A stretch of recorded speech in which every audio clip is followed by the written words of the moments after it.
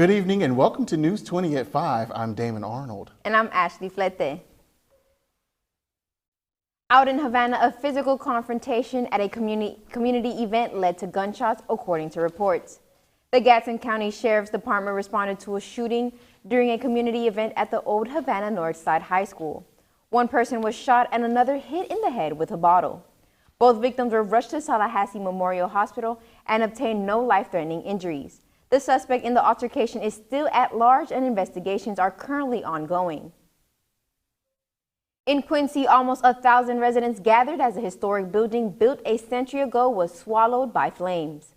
All that is left of the old William Stevens High School is rubble and ash from the fire that began Sunday morning, according to reports.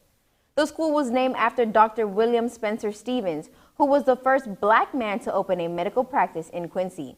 Built in the 1920s using money from the Julius Rosenwald Foundation, which funded the construction of African American schools throughout the South. No one was injured in the fire. Leon County Sheriff's Office launched a death investigation after a man's body was found in the Apalachicola National Forest. According to the Leon County Sheriff's Office Lieutenant Grady Jordan, they are still looking for details. As investigators work to identify the man who was found in a section of the forest near Silver Lake Road, Jordan said the man's body was found early Saturday before 9:30 a.m. Now Aaliyah joins us with some updates regarding that tragic elevator death at the Tallahassee Memorial Hospital. Aaliyah? Yes, Damon. According to the Tallahassee Police Department, the death of an oldest elevator worker has been ruled an industrial accident.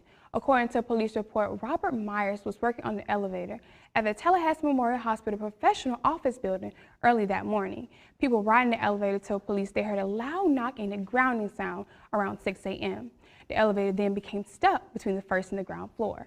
Myers' body was found in the elevator attached inside of the elevator shaft. TMH did release an official apology letter to the Myers family. Live in the newsroom, I'm Aaliyah Davis. Thanks, Aaliyah. Keeping with your local headlines, 3 people are facing multiple drug charges after investigators say they found large amounts of cannabis at their home. Cannabis extract, and edibles were found at a home where 3 people were arrested and charged with several drug violations, including trafficking more than 25 pounds, selling marijuana within 1,000 feet of a worship space, and possession of narcotic equipment. According to court documents, all 3 live at the location of the drug bust.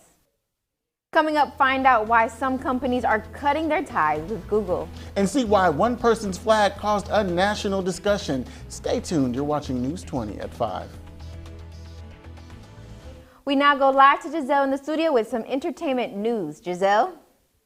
Yes, Ashley, I have a surprise involving international superstar Adele. Her fans may be out of luck in the future regarding her tours.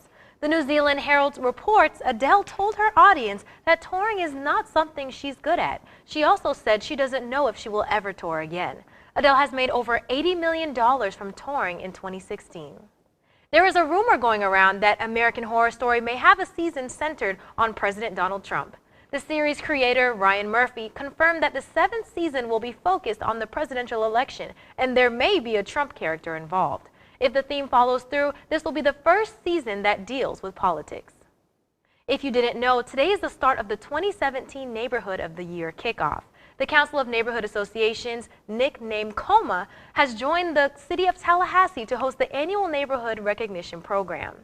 Immediately following the program, CONA will host the 2017 community meeting, led by 2 city administrators. Giselle Thomas with your entertainment. Back to you at the desk. Thank you so much, Giselle. Now we have Sean Sanders at the desk. Tell us about that weather, Sean.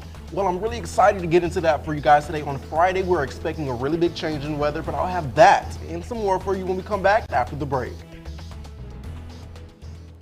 The FAMU Strike app. This app is the official game day program for FAMU athletics. This app is also your source for stories, photos, videos, and everything related to Rattler sports teams right on your mobile device. Download it for free now. The FAMU Strike app.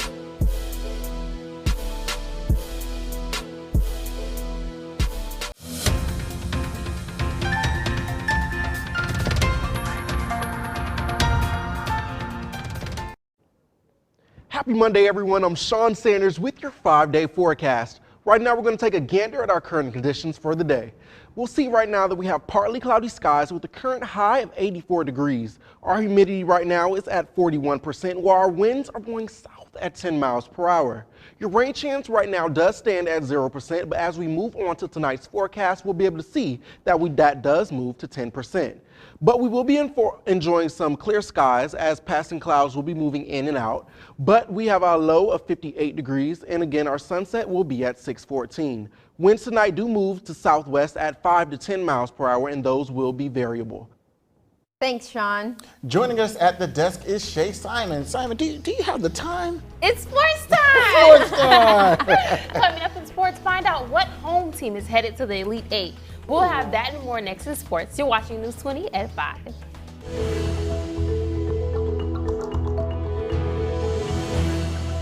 Welcome back to News 20 at 5. I'm Shay Simon with your sports. And let's get right into some March Madness news. One home team is still going strong. The Florida State women's basketball team, that is. They're headed to the Elite Eight after defeating Oregon State. Oregon jumped out to an early lead against the Seminoles, but those Noles battled back after halftime and eventually took the W. The women play #1 seed South Carolina next. And over on the men's side, several Seminoles declared for the 2017 NBA draft. And we're surprised FSU guard Dwayne Bacon's name is at the top of the list, along with freshman Jonathan Isaac and junior Xavier Raton-Mays. Now the question is, how is FSU going to restructure after losing so much talent? Only time will tell. Moving on to the softball field, Florida State has another top team on the diamond. The FSU softball team still sits at #1 in the NCAA after sweeping the University of Virginia over the weekend. Pitcher Jessica Burrows pitched a no-hitter that sent the Cavaliers home packing. The ladies are now 32-1 for the season, and next up is the University of Pittsburgh. Over at Florida A&M, the women's softball team swept North Carolina Central University in a 3-game series. Stanley Danzy caught all the action. The Lady Rattlers returned to the Hill with the winningest head coach in HBCU history to face the Lady Eagles on Saturday afternoon. The stadium was packed to support the Rattlers, who are currently undefeated in MEAC play and swept the North Carolina Central softball team this weekend. Rattlers pitcher Kenya Pereira was untouchable, posting 10 strikeouts. The Rattlers will travel to South Carolina for a 3-game series next weekend. This is Stanley Danzy, News 20 at 5. With more news on the Hill, Florida A&M's baseball team dropped the 3rd game of the series to the South Florida Bulls. It was a 7-1 game Sunday afternoon at the USF Baseball Stadium. The Rattlers had no errors and were just about even with the Bulls when it came to hits, but the Rattlers just could not get any runs across home plate. This was the first weekend series loss for the Rattlers in the 2017 season. Now for some high school headlines from across the Big Bend. Lincoln High's softball team lost to Alabama's Hoover High 12-6, while Leon High just beat Gulf Breeze 9-7, and they are gearing up to play Wakulla this week at home.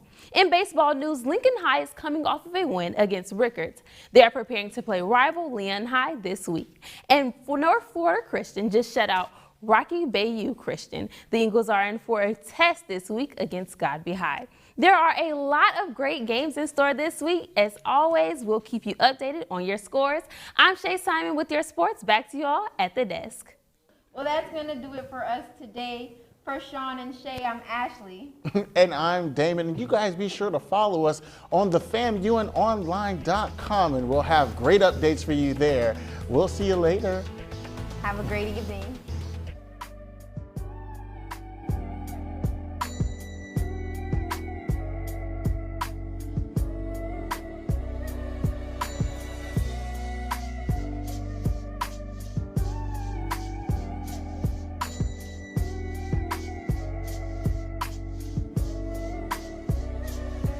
I'm surrounded by talented women. Lucky guy.